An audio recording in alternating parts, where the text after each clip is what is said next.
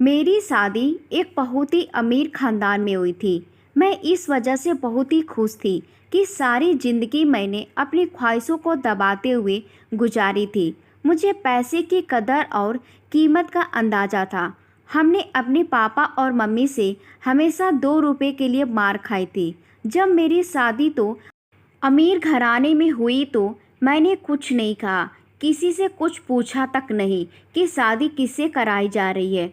मुझे तो इस बात की खुशी थी कि मैं ब्याह कर इस जेल से निकलकर एक बड़े से महल में जाऊंगी, जहां आगे पीछे नौकर मेरी सेवा करेंगे और मैं बस उनको हुक्म दिया करूंगी।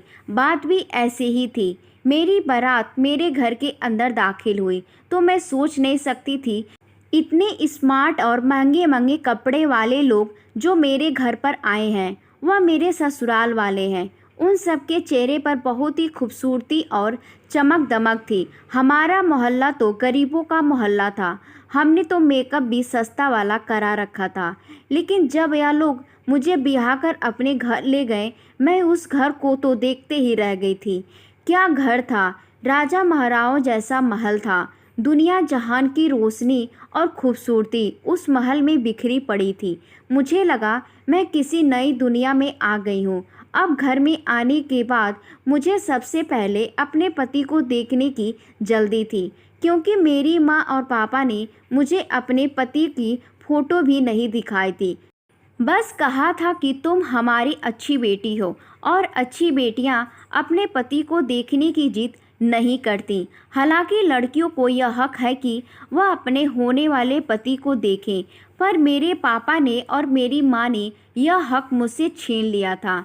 जब मैं अपनी ससुराल में दाखिल हुई तो मेरा स्वागत मेरे पति के बजाय मेरी सास ने किया था, और मुझे मेरे पति के कमरे में बिठाने की बजाय मेरी सास के कमरे में ही बैठा दिया गया था।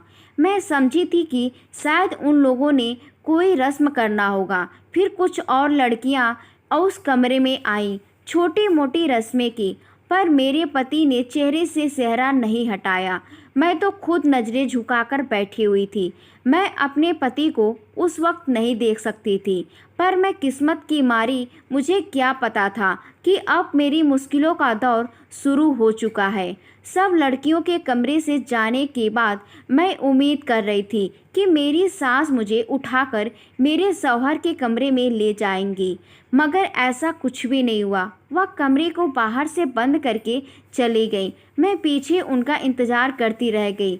लगभग आधा घंटा गुजर गया, पर जब मेरी सास ना आई तो मुझे फिक्र होने लगी, कहीं मुझे बंद करके तो नहीं चली गई। दिमाग में अजीब अजीब से आ रहे थे। पति से मिलने की भी जल्दी थी, क्योंकि शादी के बाद हर औरत की यही ख्वाहिश होती है कि उसका पति उसे मोहब्बत करे, अपनी मोहब्बत का इजहार करे, उसकी खूबसूरती की तारीफ करे, उसे ढेर सारी प्यार भरी बातें करे। पर यहाँ तो ऐसा कुछ भी नहीं हो रहा था। बैठे बैठे मेरी कमर अकड़ने लगी थी। इससे पहले कि मैं बेड से उठकर दरवाजे तक जाती, कमरे का दरवाज़ा जोर से खुला और मेरी सास किसी तूफान की तरह कमरे के अंदर दाखिल हुई। लेकिन हैरत उस वक्त हुई जब उन्होंने कमरे को अंदर से कुंडी लगा दी। यह काम तो मेरे पति का होता, मैं दिल में सोचने लगी। मैंने नज़रें उठाकर अपनी सास की तरफ देखा तो मेरे करीब आकर बैठ चुकी थी। मेरे साथ मुझे बहुत ही गौर से देख रही थी। फिर थोड़ी देर बाद बोली, बेटा, मैं अच्छी तरह जानती हूँ कि तुम्हारे मन में क्या चल रहा है। तुम यही सोच रही हो कि मेरा पति कमरे में अब तक क्यों नहीं आया, और मेरी सास बार बार कमरे में क्यों आ जाती है और तुम एक कमरे में बंद कर देती है। तो बस बेटी, मैं नहीं चाहती कि तुम्हारी खूबसूरती को किसी की नज़र लगे। मैं तुम्हें तुम्हारे पति के साथ भेजूंगी, ज़रूर भेजूंगी, पर अभी उसका टाइम नहीं आया। तो फिलहाल मेरे कमरे में बैठी रहो, और हाँ, ऐसा करो कि यह कपड़े बदल लो और कोई कंफर्टेबल से कपड़े पहन लो, ताकि तुम्हें सोने में आसानी रहे। मेरी सास बहुत अच्छी थी। उनके चेहरे से ही शराफत नज़र आ रही थी। पूजा पाठ में भी बहुत ज़्यादा विश्वास रखने वाली थी। मुझे भी खुशी हुई कि चलो अच्छी बात है कि मेरी सास बहुत ज़्यादा मॉडर्न नहीं है, क्योंकि मैं खुद सीधी सादी और गरीब सी लड़की थी कि मैं मॉडर्न घर आने में आती तो मेरी ज़िंदगी मुश्किल हो जाती। वैसे भी मुझे अभी तक फैशन करना, मेकअप करना तक नहीं आता था। मैं खामोशी से बैठी रह गई। मैंने कपड़े बदल लिए और फिर थोड़ी देर बाद भगवान के सामने खड़ी होकर अपने मन की तसल्ली की, भगवान की पूजा की। पूजा खत्म करने के बाद मैं बेड पर आकर लेट गई और फिर पता नहीं मुझे कब नींद आ गई। जब मेरी आँख खुली तो मैं अपनी सास के कमरे में ही थी। मुझे बुरा नहीं लगा था कि मेरी सास मेरा इतना ख्याल रख रही थी, इसलिए फिर मैं बुरा क्यों मानती। मेरी सास ने आकर मुझे हरे रंग का एक जोड़ा पहना दिया। कहने लगी, यह पहन लो, अब तुम्हें मेहमानों से मिलना है। अब दिन का वक्त हो गया है, तुम अपने पति को बाद में देख लेना। फिलहाल इस वक्त मेहमानों से मिलना है। मेहमान तुम्हें देखने आ रहे हैं, हमने बलियां भी तो करना है। मैं खुश हो गई। मैंने अच्छी तरह से कपड़े पहनकर खुद को तैयार कर लिया। औरतें मिलने के लिए मुझसे बारी बारी आने लगीं। खानदान की नई सदस्य थी, इसलिए मुझसे मिलने के लिए बहुत सारे लोग आए थे। पर जो भी मुझे देखता वह बड़ी अजीब नज़रों से देखता और घूरता ही चला जाता। यह ऋतिक की बीवी है। हर मिलने वाली औरत अजीब सा मुंह बनाकर यह बात जरूर कहती कि यह ऋतिक की बीवी है। सारे मेहमान औरतें मुझे मुड़ मुड़ कर ऐसे देखते जैसे मैं कोई अजूबा हूँ। मैं लोगों की नज़रों का मतलब नहीं समझ पा रही थी कि आखिर वो सब ऐसा क्यों कह रही हैं, पर मुझे मुड़ मुड़ कर क्यों देखती हैं। लेकिन एक बात अजीब थी, किसी ने भी मेरे पति ऋतिक का जिक्र नहीं किया, ना ही ऋतिक के बारे में कुछ पूछा। सबकी नज़रों का निशाना मैं ही बनी हुई थी। सबकी निगाहों में मैंने अपने लिए तरस देखा था। मुझे देखने वाली हर औरत मुझसे यह जरूर कहती कि भगवान तुम पर दया करे और तुम्हारी ज़िंदगी को आसान करे। मुझे बहुत अजीब लगता, क्योंकि मेरे ससुराल वाले बहुत ही अच्छे लोग थे। उन्होंने मेरे साथ अब तक कुछ भी गलत नहीं किया था, बल्कि मुझे हाथों हाथ ही लिया था। मुझे यह महसूस ही नहीं होने दिया था कि मैं किसी गरीब घर से आई हूँ। लेकिन मुझे क्या पता था कि यह हमदर्दी मेरी गरीबी की वजह से नहीं, बल्कि मेरी बदनसीबी की वजह से सब लोग दिखा रहे थे। थोड़ी देर बाद मेरी सास मुझे कमरे में बिठाकर बाहर चली गई। अभी तक मैंने अपने पति को नहीं देखा था। जब मेरी सास मुझे कमरे में छोड़कर जाने लगी तो मैंने अपनी सास से कहा, माँ जी। क्या बोली? माँ नहीं होगा। मेरे सास मुस्कुरा पड़ी और मेरे हल्के से कान खींचते हुए बोली, मुझे पता है तुम बोलोगे कि क्यों कर रही हो, क्योंकि तुम्हें ऋतिक को देखना है ना, इसलिए। लेकिन बहुरानी, ऋतिक का दीदार करना इतना आसान नहीं है। ऋतिक का दीदार करने के लिए, उसका चेहरा देखने के लिए तुम्हें बहुत सारे इम्तहानों से गुजरना पड़ेगा। बहुत सारे इम्तहान तुम्हें पास करने होंगे, तब कहीं जाकर तुम अपने पति यानी कि ऋतिक को देख सकोगी। कैसे इम्तहान? मैं एकदम घबरा गई। मैं पूछ बैठी तो मेरी सास बोली, पहले तुम्हें खुद को ऋतिक के काबिल बनाना होगा, ऋतिक के काबिल बनना होगा। अगर मैं ऋतिक के काबिल नहीं थी तो उन्होंने मुझसे शादी क्यों की? मेरी जुबान पर शिकायत आ गई। अब जाहिर है इतनी देर से आँख में चोली चल रही थी। मेरी हक तो बनता है कि मैं अपने पति के बारे में अपनी सास से सवाल कर सकूं।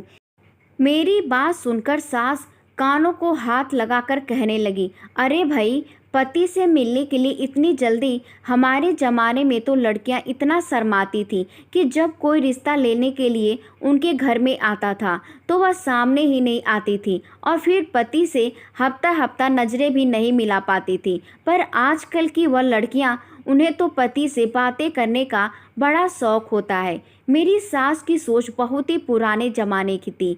मैंने खामोश रहना ही अच्छा समझा। चलो, आखिर अपने बेटे को कितने दिन तक मुझसे दूर रखोगी? वह भी मुझसे मिलने के लिए बेचैन नहीं होंगे?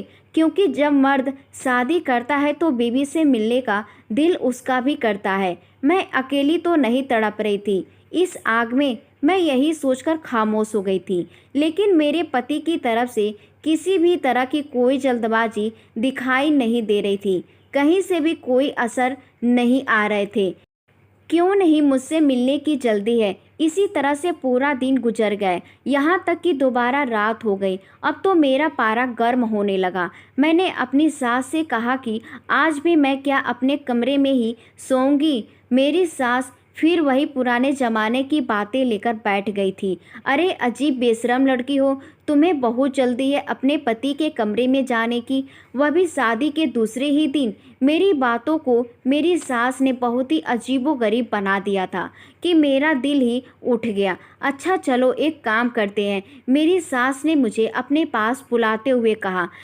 क्या काम? मैंने सवालिया नज़रों से उनकी तरफ देखा। बेटा, जब तुम्हारा पति तुमसे मिलने के लिए आए तो तुम दोनों के बीच में एक पर्दा होना चाहिए।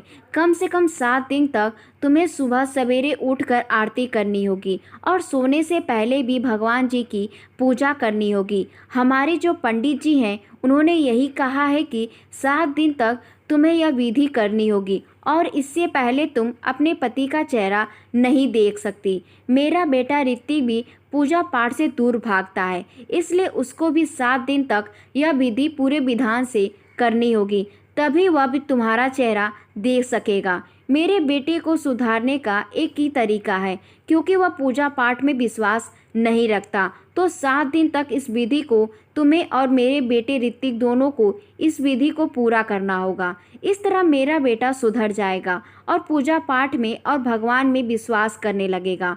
फिर उसके बाद तुम दोनों एक दूसरे की शक्ल देख लेना। मैं अपनी सास की बात सुनकर चुप हो गई थी, लेकिन मुझे दिल में खुशी हुई थी कि सास का रवैया मेरे साथ अच्छा था। वह बस यह चाहती थी कि हमारे रिश्ते में भगवान जी की कृपा बनी रहे, एक दूसरे से लड़ाई झगड़ा ना करे। इसलिए मुझे पहले पूजा पाठ का पाबंद बनाना चाहती थी। मुझे अपनी सास की इस सोच पर खुशी हुई थी। मैंने कहा ठीक है, मैं आज से यह विधि करना शुरू करूंगी। फिर उसी समय से ना भगवान जी की पूजा पाठ में लग गई।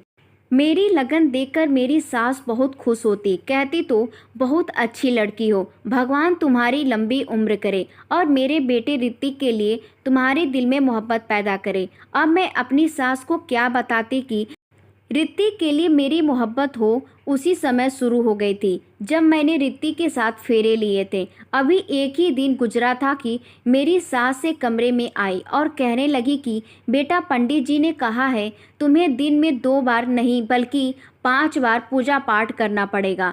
अरे अभी तो तुमने एक ही बार सुबह को ही पूजा की थी, तो तुम अपने पति से नहीं मिल सकती। मैं उदास हो गई, लेकिन फिर मैंने सोचा चलो कोई बात नहीं, मैं अपने पति के लिए दिन में 5 बार भी पूजा कर सकती हूँ। इसी तरह अगला दिन गुजर गया। अगले दिन मैंने पूरे 4 टाइम की पूजा की थी। सोने से पहले भगवान की पूजा करना रह गया था।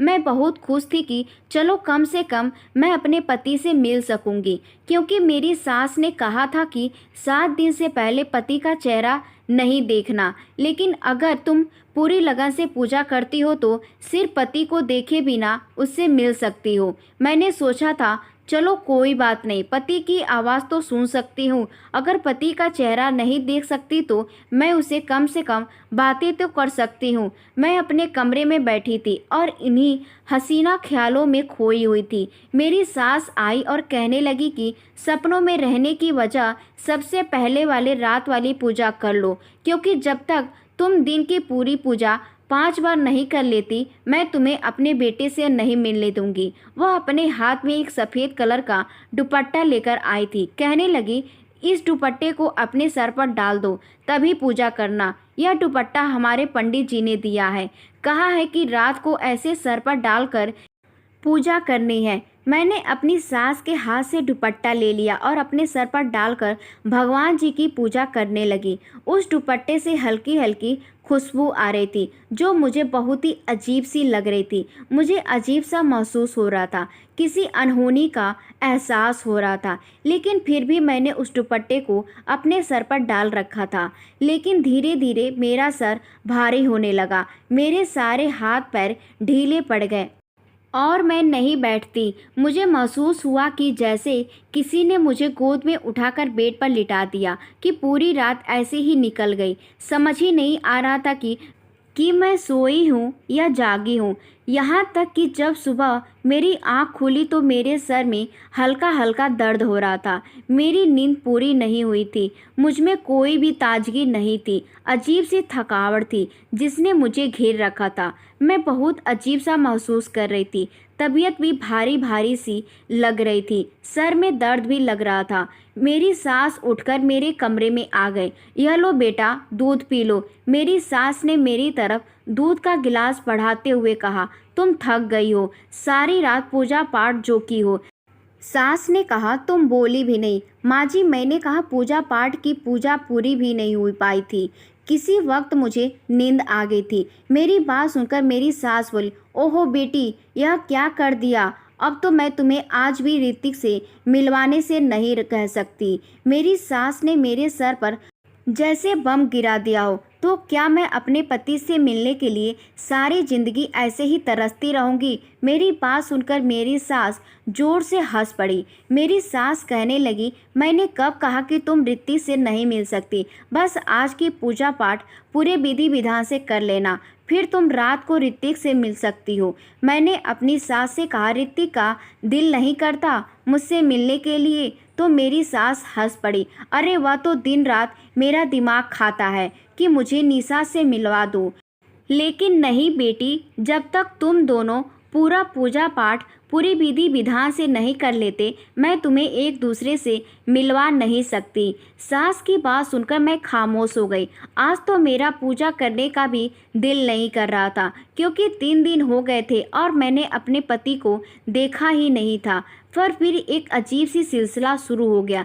मैं दिन में 4 बार पूजा करती, लेकिन रात की पूजा के बाद मेरी सास मेरे कमरे में आती और कहती कि बेटा, आज मैं तुम्हारे लिए फल खाने की चीज़ लाई हूँ, यह तुम खा लो। और वह चीज़ खा लेती तो उसे खाते ही मुझे नींद आ जाती। मेरी सास कभी खजूर लेकर आती तो कभी दूध की प्याली तो कभी खीर तो कभी शरबत। सास की लाई हुई चीज़ों को खाते ही मन नींद के खामोश में चली जाती। फिर पूरी रात सोई रहती, ना जागती रहती। बस ऐसा लगता है कि मेरे पास कोई है। मैं किसी को अपने आगोश में महसूस करती थी। लेकिन एक रात मैंने सोच लिया कि मैं सच्चाई जानकर रहूंगी। क्या फिर रात को मेरे पास कौन होता है और मेरी सास मुझे सुलाने वाली चीज़ें क्यों खिला देती है। रात होते ही जैसे ही मेरी सास मेरे पास आई और कहने लगी, बेटा, मैं तुम्हारे लिए यह जूस लेकर आई हूँ, इसे पी लो,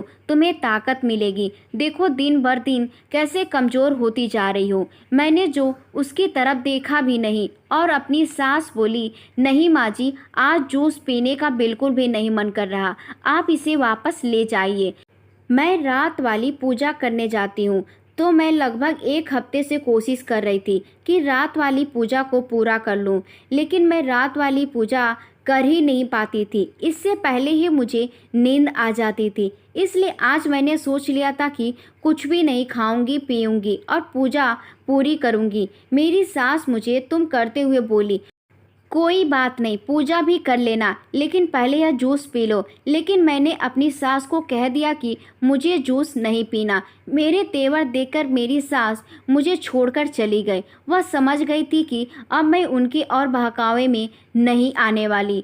थोड़ी देर के बाद मेरी सास कमरे में दाखिल हुई। बहुत ही तेज परफ्यूम लगा रखी थी, लेकिन मैं अपने नाक को बंद कर बैठी थी। थोड़ी देर बाद मेरी सास फिर कमरे में आई। मैं पूजा करने की तैयारी कर रही थी। मेरी सास के चेहरे से साफ लग रहा था कि मुझे जागता हुआ देखकर वह परेशान है। तीसरी बार मेरी सास मेरे कमरे में फिर आई। मुझे बहुत अजीब लग रहा था कि मेरी सास मेरे कमरे में फिर आई। मुझे बहुत ही अजीब लग रहा था कि मेरी सास मेरे कमरे में बार बार क्यों आ रही है। इस बार उनके हाथ में एक सफ़ेद रंग की चादर थी। कहने लगी, बहू, मैंने तुमसे कितनी बार कहा है कि पूजा करने से पहले यह सफ़ेद चादर ओढ़ लिया करो। यह लो, मैं तुम्हारे लिए नई चादर लेकर आई हूँ, इसे ओढ़ लो। मैंने सोचा आखिर चादर ओढ़ने में क्या हर्ज है। मैंने अपनी सास के हाथ से वह चादर लेकर अपने सर पर डाल दी और फिर मेरे साथ वही हुआ जो मैं बिल्कुल नहीं चाहती थी। चादर ओढ़ते ही मेरे ऊपर बेहोशी सवार होने लगी, नींद आने लगी और मैं फिर सो गई। इस कदर गहरी नींद की जब मेरी आंख खुली तो सुबह के लगभग 8 बज रहे थे। मुझे लेट उठना बिल्कुल भी पसंद नहीं था, लेकिन फिर भी आज मैं लेट उठी थी। लेकिन इतना लेट होने के बावजूद भी मेरा मूड बिल्कुल भी ख़राब नहीं था, बल्कि बहुत अच्छा था, क्योंकि मुझे पता था कि अब आगे मुझे क्या करना है, मेरा अगला कदम क्या होगा। अपनी सास की चालाकी, उसे मैंने कैसे बचकर निकलना है, मैंने सोच लिया था कि अब मैं पर्दाफाश करके ही रहूँगी। तो मैंने ऐसा ही किया। रात का वक्त हो गया। रात होते ही मेरी सास की आवाज़ आई, मेरे कमरे में बढ़ने लगी। मैंने बिस्तर पर तकिया रखा और वहीं पर लेट गई। मैंने सोने का नाटक किया।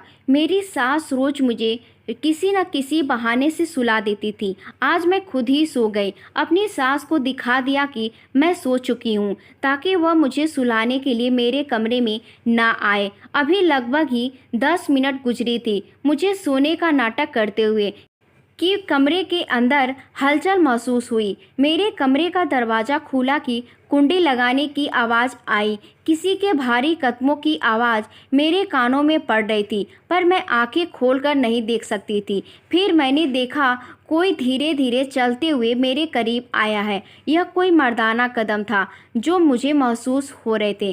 तभी मेरे कान एकदम से खड़े हो गए थे, क्योंकि किसी ने मुझे छुआ था। मुझसे बर्दाश्त नहीं हुआ। मैंने अपनी आंखें खोलकर सामने देखा, जो कि नाकाबिले बर्दाश्त था। सामने खड़े इंसान को देखकर मेरे सर पर आसमान गिर पड़ा। मैं सोच भी नहीं सकती थी कि मेरे साथ इतना बड़ा धोखा कर सकती हैं। मेरी आंखों से टप टप आंसू बहने लगे। मैंने शादी के बारे में क्या क्या सोचा था और मेरे साथ क्या हो गया। हे भगवान, मैं कहाँ फंस गई हूँ। मैंने दिल ही दिल में सोचा। मेरे दिल की धड़कनें तेज हो चुकी थी। मैं बेड से उतरकर किसी बात की परवाह न करते हुए कमरे से भागी और भागते हुए बाहर आ गई। मेरी सास ने मुझे देखा तो वह हक्का बक्का रह गई। उसके चेहरे का रंग पीला पड़ गया था। मचलती हुई अपनी सास से बोली, आपने मेरे साथ इतना बड़ा धोखा किया, आपको शर्म नहीं आई? अगर मेरी जगह आपकी बेटी होती तब आप क्या करती? मेरी आंखों से लगातार आंसू बहे जा रहे थे। आपने अपनी औलाद पैदा करने के लिए यह सब कुछ किया। मैं सोच भी नहीं सकती थी कि आप लोग इतना नीचे गिर जाएंगे, इतने घटिया निकलेंगे। मेरी बात सुनकर मेरी सास मेरे पास आई और मेरे हाथ को थामते हुए कहने लगी, बेटी, भगवान के लिए ऐसी बातें ना करो। मैंने तुम्हारा चेकअप करवाया है। तुम थकी थकी से रहती हो, तुम्हें चक्कर आते थे। तुम्हें याद है ना, उस दिन हमारे घर एक दाई आई थी। उसने तुम्हारा चेकअप किया था। उसने बताया कि तुम उम्मीद से हो। मेरे साथ में मेरे सिर पर एक और बम फोड़ दिया। यह क्या कह रही हैं? आपने तो कहा था कि मेरे बेटे से मिलने के लिए तुम्हें ना जाने क्या क्या इम्तहान पास करने पड़ेंगे। फिर मैं पेट से कैसे हो गई? आप यह कैसे कह सकती हैं कि मैं आपके बेटे के बच्चे की मां बनने वाली हूं? आपको एहसास भी है आप क्या कह रही हैं? मेरी सास मेरी बात सुनकर सर झुकाकर बोली, बेटी, मैं क्या करती? मैं मजबूर थी। औलाद की खुशी किसी से नहीं चाहिए थी। अगर मैंने उसके लिए थोड़ी सी हेरा फेरी कर ली तो मुझे माफ़ कर दो। मैं और कुछ नहीं कर सकती थी। एक माँ होने के नाते मुझे अपनी भलाई भी सोचनी थी और अपने बेटे की खुशी भी सोचना था।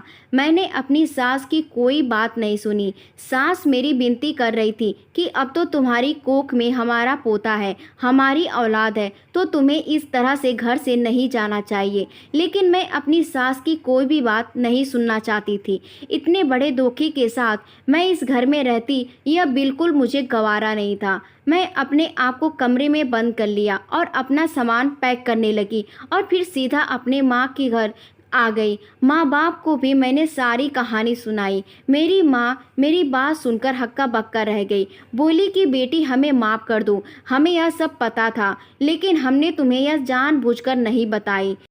मैं यह सोच भी नहीं सकती थी कि मेरी माँ मेरे साथ ऐसा कर सकती है। मैंने कहा, आप लोग तो मेरे अपने थे, फिर आप लोगों ने मेरे साथ इतना बड़ा धोखा क्यों किया? मैं रोने लगी। तो माँ ने मेरा हाथ थाम लिया, कहने लगी, बेटा हमें माफ़ कर दो, हम मजबूर थे। तुम्हें तो पता है कि बेटियों के माँ बाप हमेशा कितने मजबूर होते हैं। अपनी माँ की बात सुनकर मैं शोर मचाने लगी। मैं बोली, आप मजबूर नहीं थे, आप लालची थे। मेरी बात सुनकर मेरे माँ बाप रोने लगे। अब मुझको उनको भी इस तरह से कहना अच्छा नहीं लग रहा था, लेकिन मैं क्या करती, क्योंकि उन्होंने मेरे साथ बहुत ही बड़ा धोखा किया था। अब हो गया, घर के दरवाजे पर दस्तक हुई, घर के बाहर खड़ी हुई थी। उसका होलिया देखकर लग रहा था कि वह भी अपने पति से लड़कर आई है। अब सब देखते ही मेरा दिल बैठने लगा। मैंने कहा, तुम भी अपने घर में सुकून से नहीं हो? तुमको सुकून नहीं तो मुझे कैसे हो सकता है? तो तुम्हारी तो शादी इतने बड़े घर में हुई है, फिर भी नहीं खुश हो तो मैं कैसे खुश रह सकती हूँ? हमारे घर में रुपए पैसों की तंगी है, रोज़ घर में लड़ाई झगड़े होते हैं। मेरा पति मुझे मारता पीटता है, एक वक्त की रोटी के लिए हम लोग तरस जाते हैं। जब हम दोनों बहनें अपने माँ बाप के घर बैठ गए थे, मुझे लगने लगा कि मैं अपने माँ बाप पर जुल्म कर रही हूँ। रात को सोने के लिए लेटी तो वही मंजर मेरी आंखों के सामने घूमने लगा। मेरे कमरे में कोई आया था और मैं चीख कर अपनी सास के पास पहुंची थी। मेरे कमरे में आने वाला कोई और नहीं बल्कि मेरा पति था। मेरा पति इतना कुरूप था, उसकी शक्ल देखते ही मेरे सर पर आसमान गिर पड़ा था। पता नहीं मेरा पति जन्म से ही इतना बदसूरत था या फिर बाद में किसी दुर्घटना में ऐसा हुआ था, लेकिन जो भी था बहुत ही ज़्यादा बदसूरत था मेरा पति। यही सब सोचते सोचते मेरा दिल घबराने लगा। मैं एकदम से उठकर बैठ गई। मुझे लगा कि मैं अपने माँ बाप के साथ बहुत गलत कर रही हूँ। मेरे माँ बाप जो भी किया मजबूरी में किया, क्योंकि हम तो बहुत ही गरीब थे और गरीब की लड़की बिहाने कोई नहीं आता, सब दहेज के लालची होते हैं। अगर मेरा पति बदसूरत था तो क्या हुआ? मुझे उसके सूरत देखकर डर तो बहुत लग रहा था। मैं बेहोश होते होते बची थी और यही बात मेरे माँ बाप ने मुझसे छुपाई थी, लेकिन वह क्या कर सकते थे? मेरे माँ बाप की भी मजबूरी थी और मेरी सास की भी मजबूरी थी। वह भी अपने बेटे की खुशी चाहती थी, अपने खानदान का वारिस चाहती थी। यह बात मेरे पति नहीं अपने माँ से कह रही थी कि मेरे चेहरे को मेरी पत्नी से छुपा कर रखा करो, क्योंकि वह इतनी बदसूरत इंसान के साथ कोई भी लड़की रहना पसंद नहीं करेगी। फिर मैंने अपने माँ बाप की गरीबी और मजबूरी को देखते हुए एक फैसला किया। बदसूरत पति के साथ रहने के लिए तैयार हो गई। मैंने अपना सामान बांधा और वापस अपने ससुराल आ गई थी, जहाँ पर मेरा पति और मेरी सास मेरा इंतज़ार कर रहे थे। मेरे पति का सर मेरे सामने झुका हुआ था और वह मुझसे माफ़ी मांग रहे थे। मुझे माफ़ कर दो, मैंने तुम्हारे साथ बहुत बुरा किया है, तुम्हें धोखा दिया, तुम्हारी उम्मीदों और ख्वाबों को तोड़ा है, लेकिन यकीन करो मैं दिल का बहुत ही अच्छा हूँ। तुम जैसा कहोगी मैं वैसा ही करूँगा। मेरी सास भी मुझसे माफ़ी मांग रही थी, कहने लगी, बेटा हमें माफ़ कर दो, हमारी मजबूरी थी। कौन माँ ऐसा होगी, क्यों नहीं चाहेगी कि उसके बेटे का घर बस जाए और उसके खानदान को वारिस मिले। मैंने अपनी सास और अपने पति को माफ़ कर दिया। यह तो मुझे पता था कि ऋतिक एक बहुत ही अच्छे पति साबित होंगे और मेरा बहुत ज़्यादा ख्याल रखेंगे। अब जो भी था जैसा भी था, ऋतिक ही मेरे पति थे, इसलिए मैंने अपने पति को माफ़ कर दिया और अपने पति के घर पर ही रहने का फैसला कर लिया। तो दोस्तों, आपको हमारी कहानी कैसी लगी? क्या निशा ने फैसला सही किया या गलत? अपनी राय कमेंट बॉक्स में ज़रूर बताना। दोस्तों, उम्मीद करती हूँ आपको हमारी कहानी पसंद आई होगी।